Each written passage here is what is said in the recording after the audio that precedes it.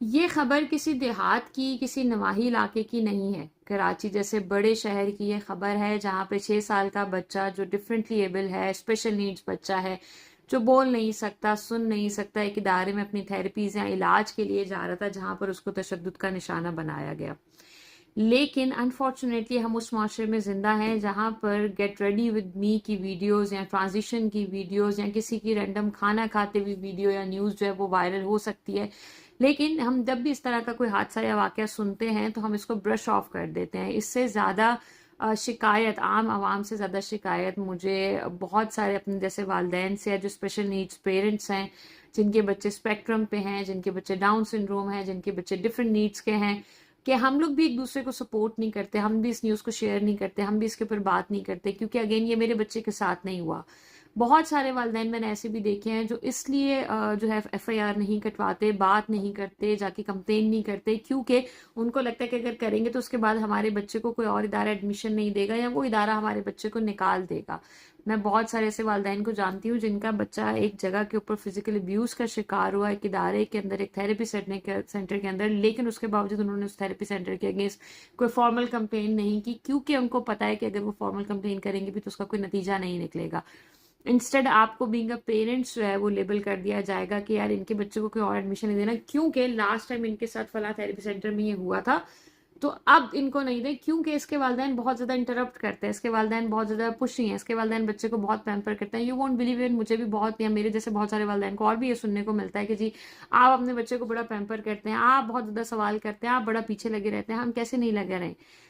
मैं तसव्वुर नहीं कर सकती उन वालिदैन की तकलीफ का, उनके स्ट्रेस का, जिनके बच्चे को फिजिकली अब्यूज किया गया। और मैं ये चीज़ सोचती हूँ तो मुझे इतनी तकलीफ होती है कि बच्चे बड़े मासूम होते हैं और बच्चे सबके बराबर होते हैं, न्यूरोटिपिकल हो या न्यूरो डाइवर्जेंट हो।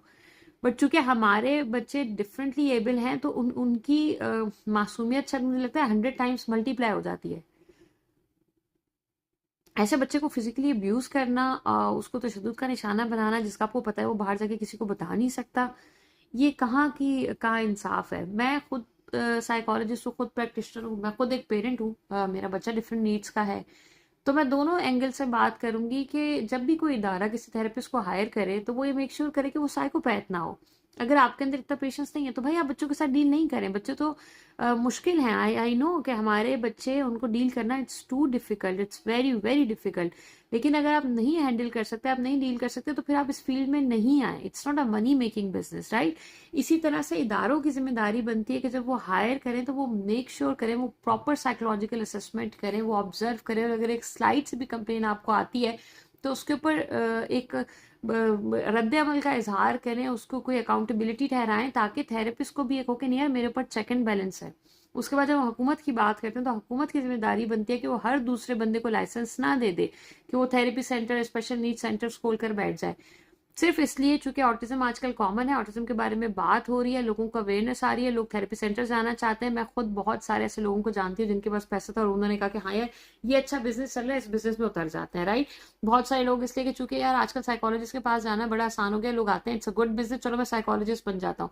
तो इस मेंटेलिटी को डिस्करेज करें। हम जब अपने बच्चे को कहीं इलाज कर लेकर जाते हैं, हम आपके ऊपर एतबार करते हैं, अपना वो बच्चा जिसको हम एक सेकंड अपनी आंखों से दूर नहीं करते, आपकी सजेशन पर, आपके कहने पर, आपकी रिकमेंडेशन पर हम आपको वो बच्चा आपके हाथ में थमाते हैं, स्ट्रेस के साथ कि आप उसका ख्याल करेंगे, आप उसको टॉर्चर नहीं करेंगे, आइसोलेट नहीं करेंगे, अब्यूज नहीं करेंगे।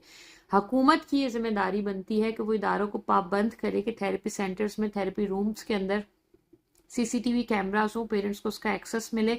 जब भी इस तरह का कोई हादसा या वाकया हो तो वो सीसीटीवी कैमरा से क्रॉस चेक किया जाए और जो भी इस वाकये के जिम्मेदारान हैं उनको सजा दी जाए। बीइंग अ पेरेंट, अगेन ऐसा ही सेट कि मैंने जब से खबर सुनी है मुझे रह रहे कितना ज्यादा ख्याल आता है जब अब्दुल्ला सेशन से बाहर आते हैं। ऑल तो अब्दुल्ला कुछ उन इदारों में जा रहे हैं जो इंतहाई रिनाउंड है, रिलायबल है, मुझे उनके ऊपर एतमाद है, बट स्टिल जब अब्दुल्ला सेशन के बाद आते हैं तो मैं एक दफा उसको हेड टू टो पूरा देखती हूँ उस नजर के साथ कि इसका वो सेशन कैसा गुजरा। एक तो ऑब्वियसली हम ये डिप्राइव फील करते हैं कि मेरा बच्चा आकर ये नहीं बताता कि तुम्हारा मेरा सेशन अच्छा गुजरा, या मैंने मामा को मिस किया, या मैंने मामा को मिस नहीं किया, या क्या हुआ। लेकिन ये एक खौफ होना कि कोई मेरे बच्चे को मिसट्रीट कर सकता है ऐसे एक ऐसे इदारे के अंदर जो उसके इलाज के लिए बना है, ये बहुत तकलीफ है, बहुत बहुत तकलीफ है किसी भी वालिदैन के लिए, किसी भी इंसान के लिए। Nobody deserves that.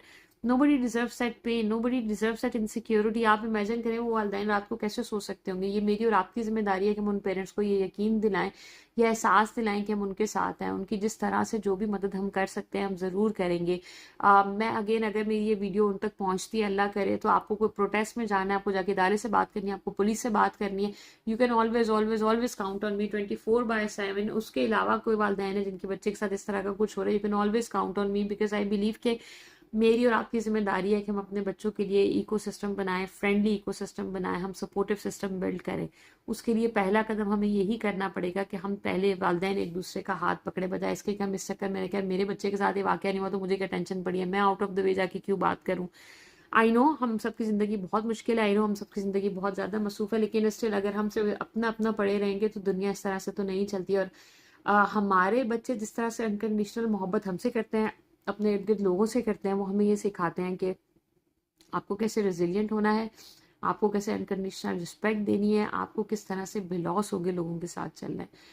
बस यही मैसेज था। उन वालिदैन के लिए दुआ कीजिएगा, उनके अलावा भी बाकी सारे वालिदैन जिनके बच्चे किसी भी तरह की आजमाइश में, अल्लाह ताला उनको हर जगह पर महफूज रखें, चाहे वो तालीमी इदारे हों, चाहे स्कूल हों, चाहे कॉलेजेस हों, चाहे यूनिवर्सिटीज़ हों, चाहे मदरसा हो, चाहे वो कोई शेल्टर होम या ऑर्फनेज है, चाहे वो कोई थेरेपी सेंटर हो।